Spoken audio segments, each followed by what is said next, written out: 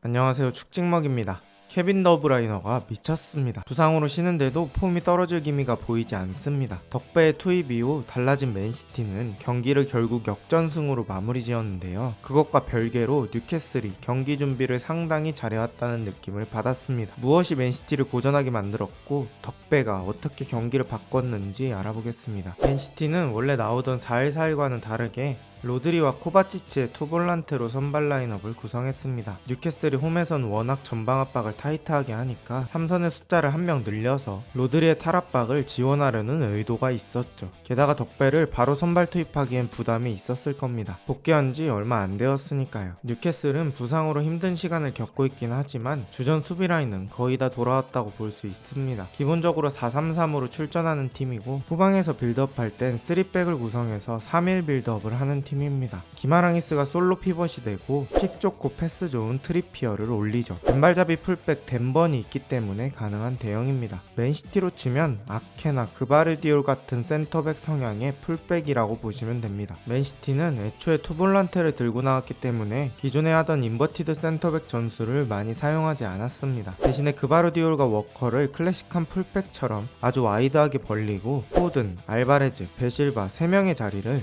무한 스위칭하며 플레이했죠. 3명 다 2선 어디든 소화할 수 있기 때문에 가능했던 플레이입니다. 뉴캐슬이 가운데서 타이트한 수비벽을 구성하고 있기 때문에 데실바는 오히려 중앙 미드필더처럼 내려와서 빌드업의 숫자적인 지원을 계속해줬습니다. 그리고 도쿠도 안쪽으로 들어와 있습니다. 원래는 터치라인을 밟을 정도로 벌려서 아이솔레이션을 많이 했는데 그바르디올에게 그 자리를 양보했고 중원의 숫자 싸움에 힘을 더했죠. 하지만 도쿠와 그바르디올이 공격 쪽에서 많은 발을 맞춰본 건 아니라 왼쪽에서 둘이 연계해서 나오는 공격 장면은 많지 않았습니다. 그리고 맨시티에게 좋은 기회가 찾아옵니다. 맨시티는 사이드 윙어들에게 아이솔레이션 찬스를 만들어줄 때 보면 의도적으로 많은 선수들을 한쪽에 배치해서 상대의 중심을 쏠리게 만듭니다. 지금 보시면 한쪽에 많은 선수들이 모여있죠. 만약에 이렇게 몰아둔 상태에서 반대 전환이 나간다면 그건 맨시티에게 큰 기회를 가져올 수 있습니다. 그리고 도쿠가 이걸 해냅니다. 오늘은 와이드하게 클래식한 풀백처럼 벌려있는 워커에게 반대 전환 패스를 줍니다. 이걸 안쪽으로 깔끔하게 넣어주는 워커입니다. 클래식한 풀백 역할도 원래 해봤어서 그런지 좋은 크로스입니다. 여기서 공이 자신의 중심 뒤쪽으로 오니까 오른발 뒷발로 마무리하는 베실바입니다. 워커에게 나간 패스까지는 감독의 전술로 만질 수 있는 부분이지만 워커의 크로스의 질,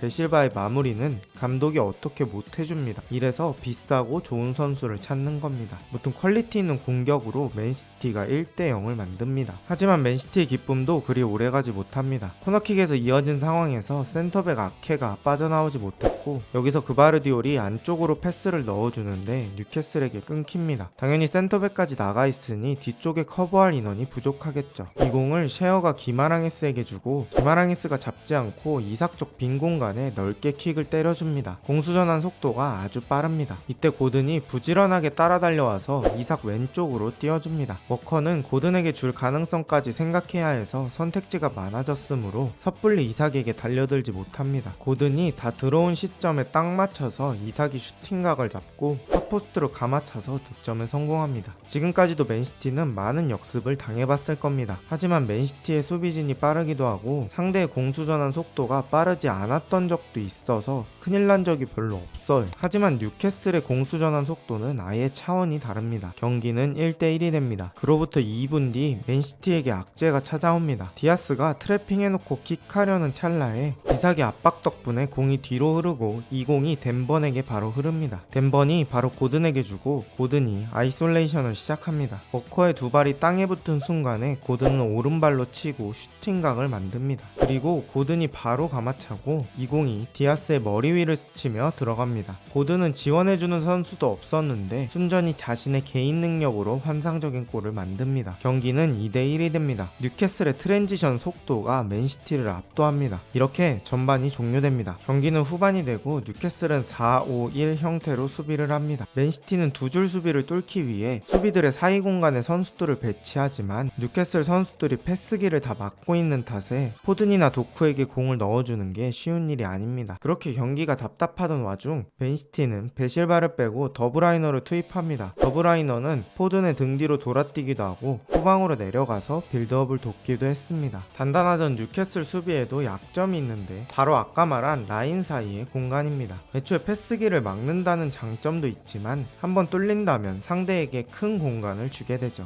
덕배가 공을 받으려고 위로 살짝 움직여주고 로드리가 이에 맞춰 발 바깥쪽으로 툭 내줍니다. 여기서 공을 잡은 덕배가 슈팅을 하려고 몸을 기울입니다. 보통 여기서 오른발잡이가 이런 자세를 잡으면 팝포스트 쪽으로 감아차는 그림이 나오는데 덕배는 셰어의 가랑이 사이로 공을 넣어버립니다. 슛은 마지막 패스라는 말을 몸소 증명하는 덕배입니다. 덕배의 환상적인 슈팅으로 경기는 2대2가 됩니다. 프리미어리그 끝판왕의 클래스를 보여줍니다. 덕배는 여기서 그치지 않고 계속 포든과 자리를 바꿔가며 상대의 공간을 계속 쪼개봅니다. 포든이 덕배에게 공을 넣어줍니다. 이 이후 공격은 무산되긴 했지만 확실히 게임의 흐름을 바꾸고 있습니다. 이렇게 경기 시간은 더 흐르게 되고 뉴캐슬은 수비 라인을 더 컴팩트하게 구성합니다. 가로와 세로를 다 압축시켜서 얇고 긴 막대 모양의 수비 대형을 구성합니다. 근데 이때 맨시티 선수들에겐 눈에 띄는 패턴 플레이가 있었습니다. 바로 덕배가 공을 잡을 때 양 사이드의 선수들이 아웃 코스로 뒷공간에 뛰는 거죠. 움직임의 타이밍과 킥의 정확도가 받쳐준다면 이런 막대 모양의 대형을 깨기 가장 쉬운 방법이 될 겁니다. 그런데 이 패턴 플레이가 결국 결실을 맺습니다. 이번엔 포든이 아닌 오스카밥이 아웃 코스로 뛰어들어가고 덕배가 거기에 맞춰 감아서 키퍼와 수비 사이 공간에 떨어뜨려줍니다. 여기서 밥이 트리피어보다 더 앞선 위치에서 공을 잡게 되는데